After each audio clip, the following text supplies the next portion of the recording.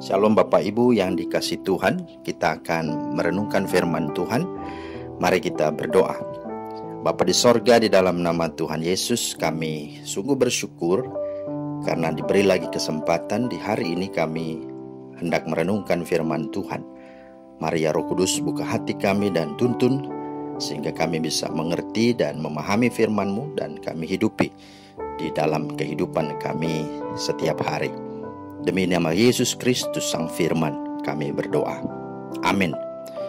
Bapak Ibu, pembacaan kita terambil di dalam Roma 1 ayat 14 dan 15. Beginilah firman Tuhan.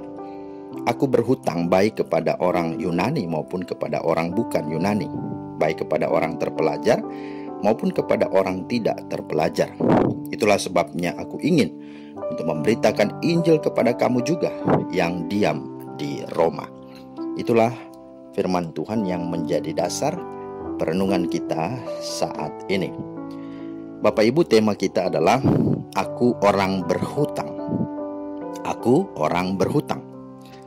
Nah, pernah diceritakan seorang pengusaha kaya sukses datang menyambangi rumah dari keluarga yang miskin di suatu desa dan memberikan keluarga itu uang yang cukup besar untuk bisa kembali membuka usaha yang sudah lama diusahakan oleh keluarga itu, yaitu usaha rumah makan warteg.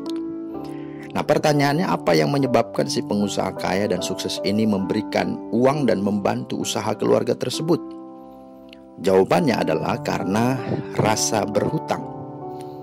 Rupanya dahulu, berpuluh-puluh tahun lalu, sebelum seorang pengusaha ini sukses dan kaya, dia adalah seorang anak kecil yang miskin hidupnya, yang tinggal di desa tersebut, yang sering datang ke warung makan tersebut dari keluarga ini dan sering dibantu untuk dia bisa menikmati makanan di warung tersebut.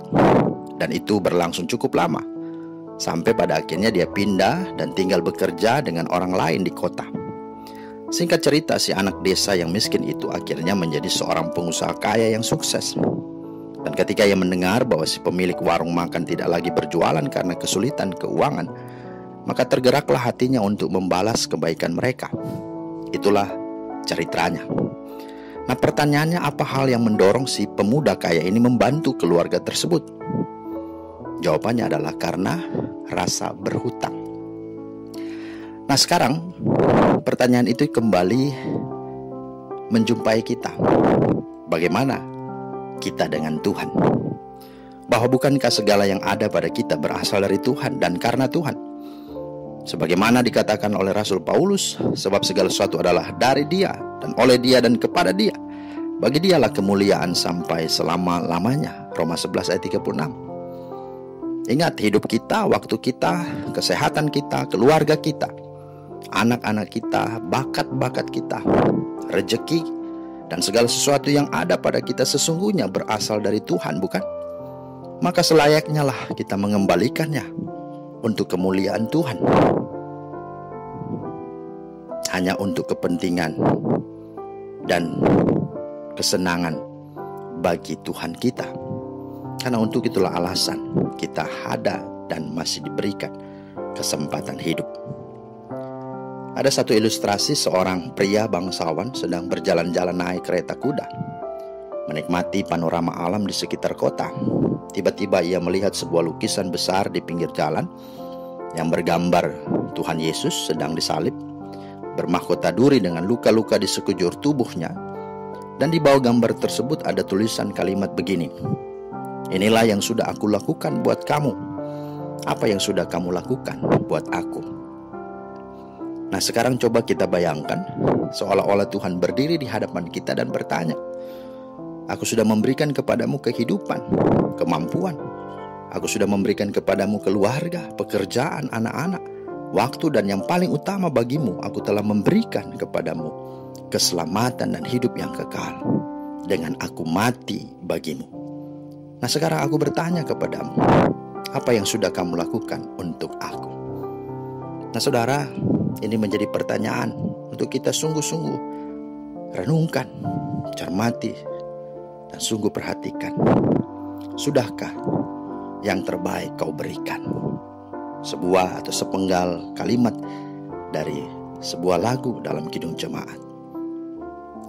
Jika kita sadar bahwa kita adalah orang yang berhutang kepada Tuhan, bukan hanya atas pemeliharaannya secara jasmani, dan yang terpenting penebusan dosa oleh darah Kristus, maka hidup kita pasti akan berbeda, akan signifikan dan militan terhadap Injil Kristus. Contoh yang kita baca dalam pembacaan ini tentang Rasul Paulus, bahwa dia berhutang kepada orang-orang Yunani maupun orang-orang yang non-Yunani. Ini satu kerinduan dan hasrat yang dalam, yang dia belum kabulkan dan belum wujudkan pada waktu itu. Bahkan dia punya kerinduan untuk juga memberitakan Injil sampai di wilayah Roma. Saudara, artinya orang yang punya hal yang di dalamnya ada perasaan berhutang akan terus mendorong dia untuk gelisah untuk tidak memberitakan Injil. Itu sebabnya di dalam firman Tuhan yang lain, Paulus berkata, celakalah aku jika aku tidak memberitakan Injil. Nah, ini salah satu ciri ketika perasaan berhutang itu ada. Maka ada sebuah dorongan yang lahir dari dalam hatinya untuk bagaimana memenangkan banyak jiwa bagi Tuhan. Itu sebabnya orang yang memiliki perasaan berhutang, dia tidak akan pernah menyia-nyiakan kesempatan dan kasih karunia yang Tuhan berikan. Bahkan dia akan bekerja lebih keras dan lebih cerdas untuk bagaimana membawa orang untuk mengenal Tuhan. Bahkan dia bisa rela menjadi apa saja, bahkan dihina sekalipun, demi memenangkan sebanyak mungkin orang. Terlebih lagi, dia rela mati untuk Injil. Dan itulah yang rasul-rasul alami. Itu juga yang Rasul Paulus alami. Itu juga oleh yang bapak-bapak gereja alami. Bahkan para misionaris, bahkan sampai sekarang. Betapa oleh karena perasaan berhutang inilah kita rela bayar harga apapun juga untuk Injil Kristus diberitakan. Maka mari kita tetap punya hati yang begitu militan untuk terus bersemangat, karena kita adalah orang-orang yang berhutang. Tetapi yang kerap terjadi adalah kita seperti kisah seorang anak kecil berikut ini, di mana ada seorang anak pergi makan dibawa oleh ayahnya ke restoran fried chicken. Anak itu makan dengan lahapnya, dengan maksud hanya untuk menggoda si anak. Maka sang ayah pura-pura mau mengambil sepotong ayam yang ada di hadapan si anak. Dan apa yang terjadi? Si anak langsung menepis tangan ayahnya dan berkata, "Ayah, jangan, ini kan punya saya, jangan diambil dong." Kedengarannya aneh bukan? Jelas aneh.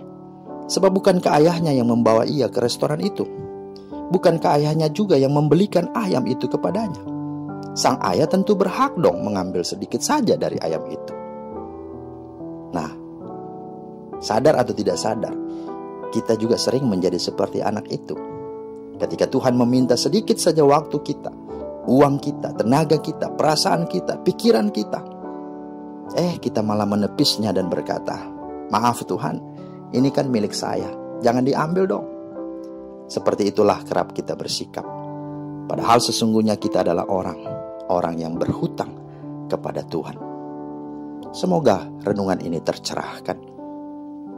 Dan untuk kita renungkan, kiranya Tuhan menolong dan memampukan kita untuk sungguh-sungguh hidup memuliakan Tuhan selagi ada kesempatan. Tuhan Yesus memberkati. Amin.